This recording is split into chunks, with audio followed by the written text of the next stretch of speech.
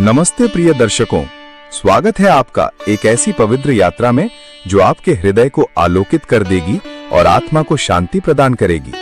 आज हम आपको ले चलते हैं पश्चिम बंगाल के नदिया जिले में बसे उस पावन धाम की ओर जहां गंगा और जलंगी नदियों का संगम होता है, जहां भक्ति की मधुर धारा बहती है और जहां हर कण में श्री कृष्ण और श्री चैतन्य महाप्रभु की कृपा समाई है।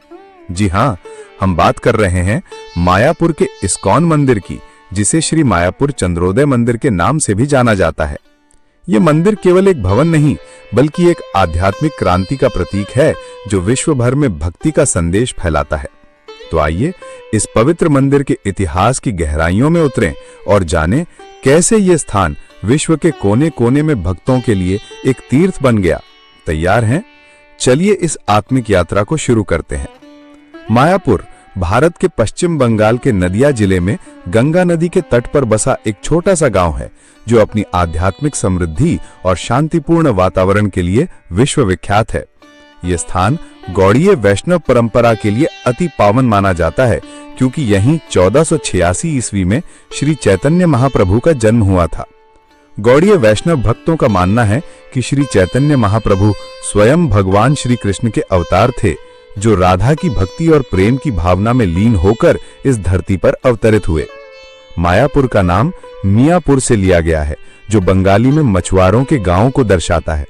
ये गांव गंगा और जलंगी नदियों के बीच बसा है और नवद्वीप के 9 द्वीपों में से एक प्रमुख द्वीप है। नवद्वीप, जिसे भक्त नदिया के नाम से भी पुकारते हैं, श्री चैतन्य महाप्रभु की लीलाओं का केंद्र रहा है। मायापुर का महत्व केवल इसके भौगोलिक सौंदर्य तक सीमित नहीं है। ये वो स्थान है जहां भक्ति की लहरें हर पल हृदय को छूती हैं। यहाँ की मिट्टी, हवा और पानी में एक अलौकिक ऊर्जा समाई है, जो भक्तों को श्री कृष्ण और श्री चैतन्य की भक्ति में डुबो देती है। इस्कॉन मंदिर, जो मायापुर का सबसे बड़ा आकर्षण है, विश्व भर में भक्ति आंदोलन का केंद्र बन चुका है।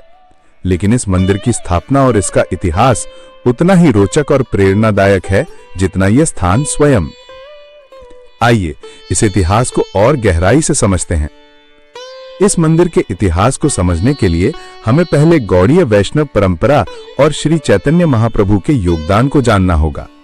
श्री चैतन्य महाप्रभु, जिन्हें भक्त नदिया के निमाई या गौरांग के नाम से भी पुकारते हैं, 15वीं शताब्दी में इस धरती पर अवतरित हुए।